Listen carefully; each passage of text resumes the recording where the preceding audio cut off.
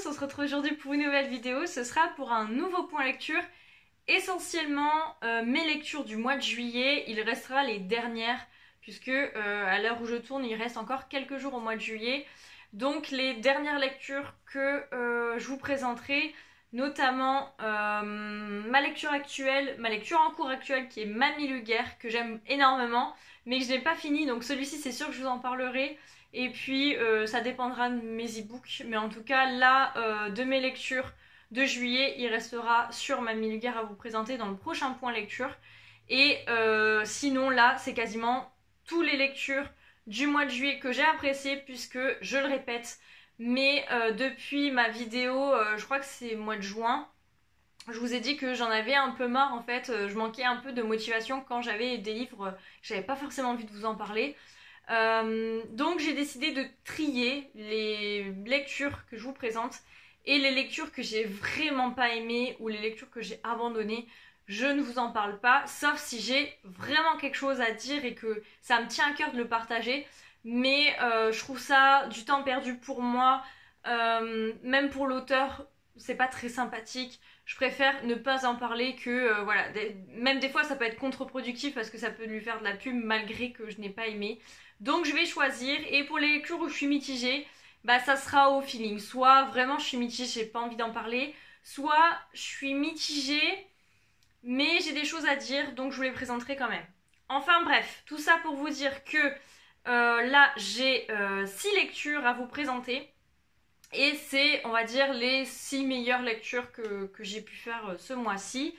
Au tout, j'ai fait la transition entre juin et juillet avec un audiolivre qui était le roman de Olivia Ruiz, La commode au tiroir de couleurs, qui est publié au livre de poche. Cette histoire, j'ai beaucoup aimé et j'ai encore plus aimé l'écouter parce qu'elle est racontée par Olivia Ruiz. Donc déjà j'aime beaucoup Olivia Ruiz, son style musical, son style tout court, etc. Et du coup là d'entendre sa voix qui est une voix chantée, j'aime beaucoup avec l'accent espagnol. Ici on va retrouver une jeune femme qui à la mort de sa grand-mère va hériter d'une commode à 9 tiroirs qui intriguait tous les enfants et les petits-enfants de la famille. Et en fait cette commode va servir d'excuse pour raconter l'histoire de cette abuela, comment elle a grandi, comment elle a vécu, comment elle a fait son voyage entre l'Espagne et la France sous Franco. Et du coup on en apprend énormément sur cette abuela, sur l'histoire de cette famille, mais aussi l'histoire des Espagnols immigrés en France. Et j'ai beaucoup aimé, j'ai passé un super bon moment. J'ai trouvé que c'était poétique, que c'était hyper intéressant au niveau historique. J'ai passé un très très beau moment. Donc vraiment, je m'attendais pas forcément à quelque chose, j'avais même pas lu le résumé. Je l'avais demandé parce que c'était le roman d'Olivia Ruiz qui me tentait déjà depuis sa sortie, mais qui avait fait grand bruit. Et du coup, quand il y a trop de hype autour d'un livre, je l'évite sur le coup. Mais c'est vrai que ça me tentait quand même depuis. Et puis avec le temps est passé et j'avais complètement oublié ce que racontait le livre. Donc je l'ai demandé à Audiolivre qui me l'a envoyé. Et vraiment j'ai beaucoup aimé, j'ai pas été déçue, donc je commençais super bien le mois de juillet.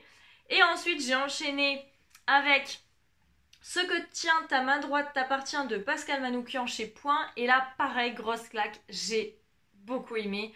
On se retrouve avec le personnage de Karim qui en un soir sa vie va complètement basculer puisque sa femme qui est enceinte, elle doit être autour du 2e trimestre je pense, donc elle est bien avancée dans sa grossesse. Elle va aller boire un coup avec ses copines en terrasse à Paris et ce fameux soir, c'est le 13 novembre 2015. Et en fait, ce qui va être intéressant dans cette histoire, c'est que à l'arrivée de son enfant, en fait, Karim est avec Charlotte, sa femme, qui est une Française, et lui est un Français musulman, mais qui n'est pas forcément pratiquant. Et avec l'arrivée de son enfant, bah, comme toute arrivée d'enfant, on se pose beaucoup de questions et on repart sur notre identité et du coup Karim va va se poser plein de questions sur lui, sur sa religion, sur l'enfant. Et ce jour-là, il va aller à la mosquée et il va rencontrer donc un imam mais aussi d'autres personnes qui vont avoir un lien dans la suite de l'histoire. Et donc en une journée, sa vie va complètement changer parce que d'abord il va se rendre dans cette mosquée où il va se poser énormément de questions sur son identité religieuse, sur la transmission qu'il a envie de faire à son enfant, de qui il est, etc. Et puis le soir même, il va perdre, alors je sais plus si c'était un garçon ou une fille, mais en tout cas il va perdre sa femme et son enfant à cause des attentats du 13 novembre. Et la plume de Pascal Manoukian est dingue, franchement. C'est déjà un thème que j'aime bien, mais il faut que ce soit bien traité parce que c'est un sujet très sensible et qui peut être interprété de plein de manières. Et là, c'était hyper bien raconté. On va suivre aussi l'évolution plus ou moins, enfin on va voir qui est l'un des terroristes de cette histoire. Bien évidemment, c'est pas forcément collé à la réalité, hein, c'est une fiction, mais inspiré de ce qui s'est passé réellement à Paris. Et en fait, donc suite à ça, Karim va vouloir sa vengeance, il va être assoiffé de vengeance et il va pas forcément faire le choix que on aurait voulu, mais quand on est pris à 100 et qu'on vient de perdre sa femme et son enfant, je pense qu'on n'a pas forcément les idées bien en place. Et il va remonter plus ou moins la filière et s'immiscer dans l'État islamique pour essayer de trouver la personne responsable, puisqu'on sait très bien que c'est pas les hommes qui sont explosés qui sont responsables, hein, ils font qu'être endoctrinés. Donc il va vouloir remonter la filiale et il va partir du coup avec d'autres Français qui rencontrent en Belgique et qui partent en Syrie. Et j'ai beaucoup aimé, je l'ai dévoré. J'étais tellement KO que j'ai dû l'arrêter en cours de route le soir où j'avais commencé, mais le lendemain matin je l'ai fini, donc en même pas 24 heures je l'ai lu. J'ai beaucoup apprécié l'histoire, vraiment. Je crois que c'était chez Sabrina que je l'avais vu, parce qu'avec Sabrina on aime bien ce genre de roman, donc je pense que c'est chez elle. Je vois pas beaucoup de livres qui parlent de ce thème-là chez d'autres chaînes, donc peut-être que je suis pas forcément les bonnes chaînes. Mais en tout cas, je crois que c'est Sabrina qui me l'avait conseillé, que je l'avais vu passer chez elle. Et depuis, il était sur ma wishlist. Je l'avais acheté il y a au moins 2 ans. Et c'est des livres où il faut que je le sorte quand je le sens. Parce que c'est tellement un sujet qui me touche et qui me bouleverse que je peux pas le lire n'importe quand. Et du coup, là, j'avais très envie. Malheureusement, c'est pas un thème... Enfin, c'est dur de dire ça quand on parle d'un thème aussi dur. Mais le fait d'avoir parlé dans ma vidéo tag de Tu ne seras plus mon frère de Christian Blanchard, ça m'a fait penser à ça et du coup j'ai eu très envie de le lire et j'ai bien fait de le sortir à ce moment-là parce que j'ai beaucoup aimé. Donc si le thème vous intéresse, si vous êtes intéressé, si vous voulez suivre Karim dans cette soif de vengeance et dans cette aventure, n'hésitez pas à lire Ce que tient à ma droite de Pascal Manoukian chez Point, que je garderai et que je relirai parce que vraiment j'ai apprécié ce roman. Alors après ces 2 romans où j'ai hésité à vous en parler parce que il y a eu beaucoup de points positifs, mais il y a eu des points aussi où j'ai été mitigée. Le premier, c'est Zoomancie de Adrien Thomas chez Lynx, que j'avais reçu parce que j'avais participé au PLIP 2019. Et Adrien Thomas, je l'ai découvert dans Notre-Dame-des-Loups, qui est une fantasy western adulte que j'avais beaucoup aimé parce que j'avais été très surprise d'aimer ce genre et d'aimer sa plume. Mais c'est vrai qu'il raconte tellement bien l'histoire que c'était bien. Ici, on est plus dans du jeunesse. Alors au début, je pensais que c'était de l'ado. Mais plus qu'ado, je dirais quand même jeunesse. Moi, je l'aurais lu, je pense, au début du collège. Ouais, quand je l'ai lu, j'avais l'impression d'être trop collège dans les émotions qu'il transmet, dans les personnages, etc. Donc voilà, pré-ado, on va dire. Et ici, on va être dans un roman post-apocalyptique, plutôt écologique. Il y a eu beaucoup de messages que j'ai appréciés, destinés à la jeunesse, mais au niveau écologique, et c'est pour ça aussi que j'ai envie d'en parler quand même, malgré que pour moi ça a été trop jeunesse en fait, donc c'est un roman que je garderai pas forcément et que je relirai pas et que je conseillerai pas. Mais peut-être qu'effectivement un ado, un pré-ado, je le conseillerais quand même parce que les messages transmis par Adrien Thomas étaient hyper chouettes. Donc pour l'histoire, on est dans un monde dévasté par les guerres et les catastrophes et les hommes sont coupés les uns des autres par une colère immense. Donc pour le moment c'est plutôt crédible. Et on va retrouver trois jeunes qui sont répartis à travers le monde. Donc on a en France à Paris Faustine qui elle travaille dans un zoo, c'est un des derniers zoos au monde. Et elle a une affinité avec les baleines, en tout cas elle transmet des émotions aux baleines et les baleines communiquent avec elle. Ensuite, on va avec Spider qui est lui en Inde et qui est un hacker qui a eu lui une relation très fusionnelle et particulière avec les araignées. Et ensuite un jeune en Afrique qui s'appelle Kimili et qui communique avec les okapis, notamment Ushingi qui est un des derniers okapis au monde qu'il doit protéger au sein de sa réserve parce qu'il y a des massacres.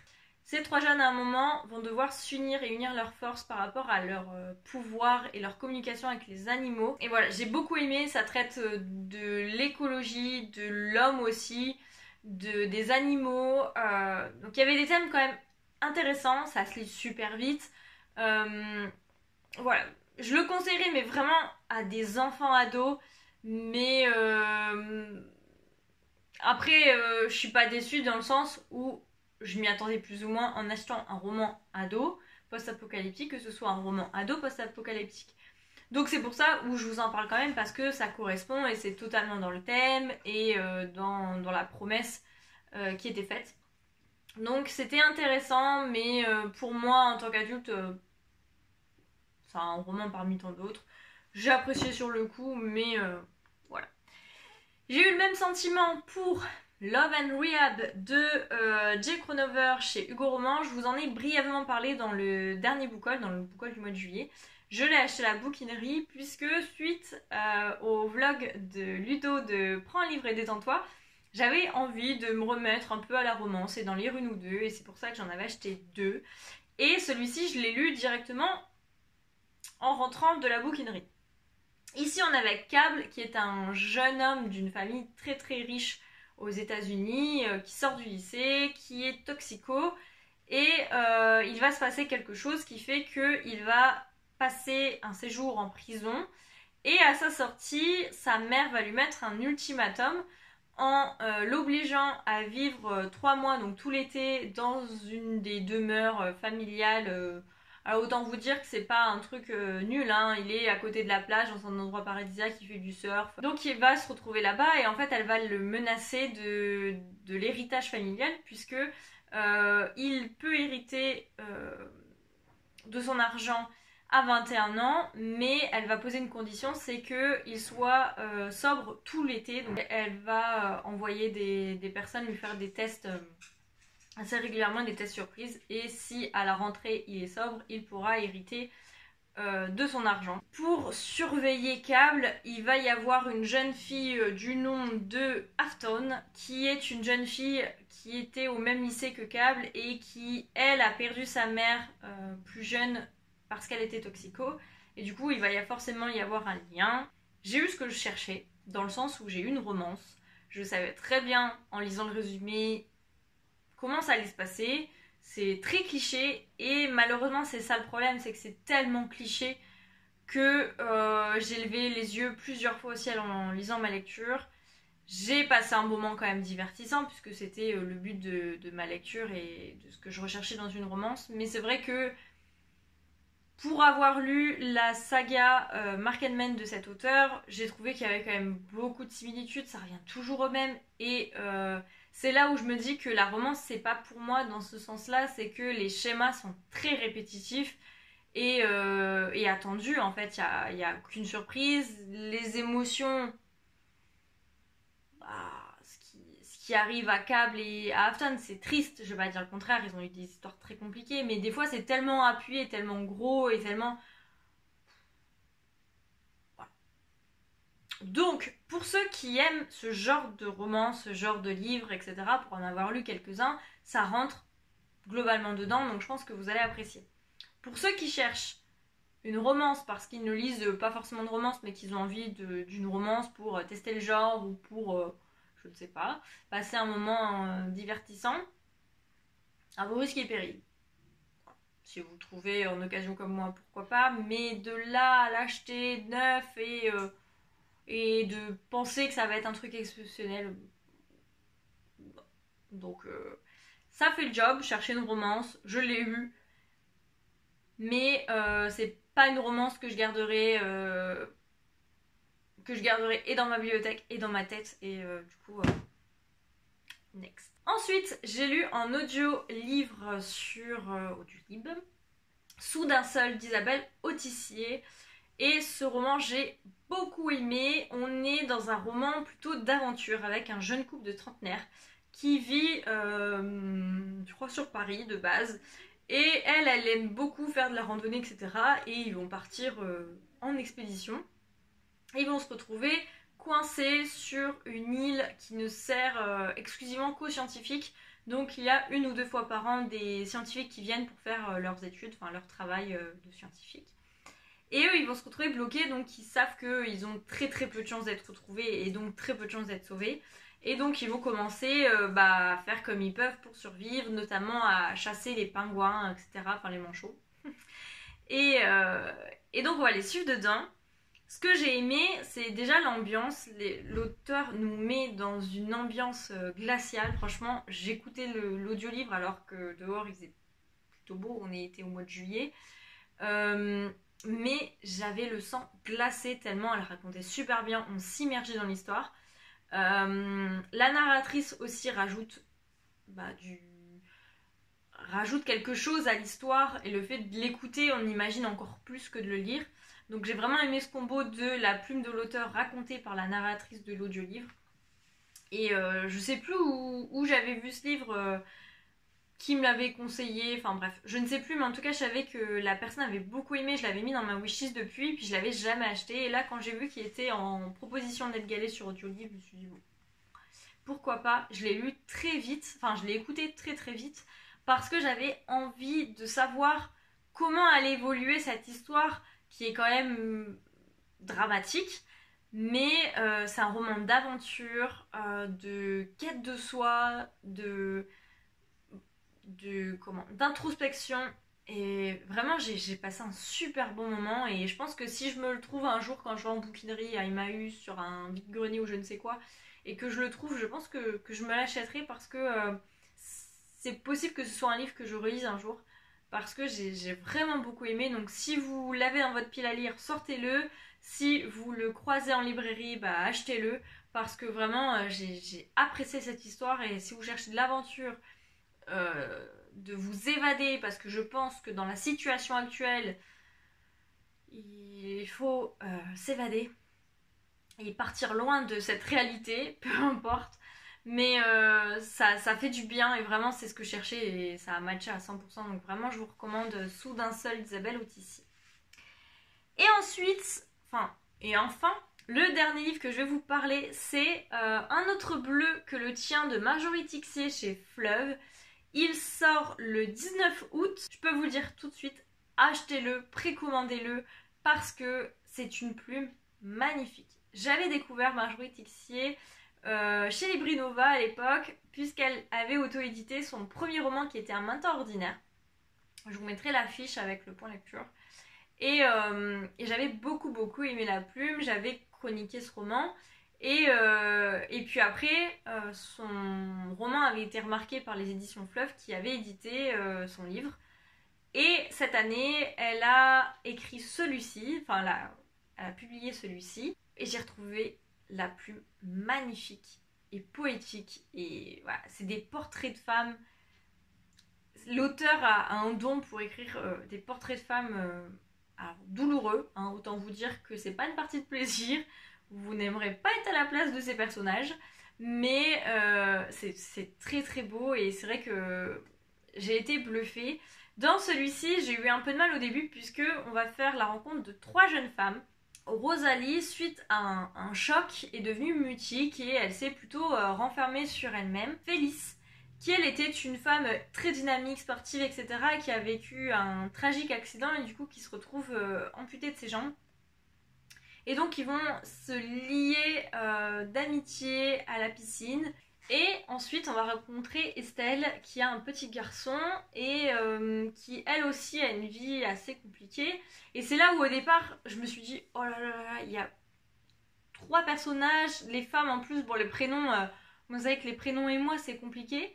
Et j'ai eu très peur parce que dès le départ on raconte l'histoire, ce qui s'est passé pour Félix et Rosalie. Du coup c'est quand même hyper touchant, vraiment au niveau émotionnel vous êtes pris directement. Et puis arrive Estelle et ça m'a embrouillée. L'arrivée d'Estelle m'a embrouillée. Je comprenais plus trop parce qu'en plus il y avait quand même je trouvais quand même certaines ressemblances et du coup je me suis dit ah j'ai peur.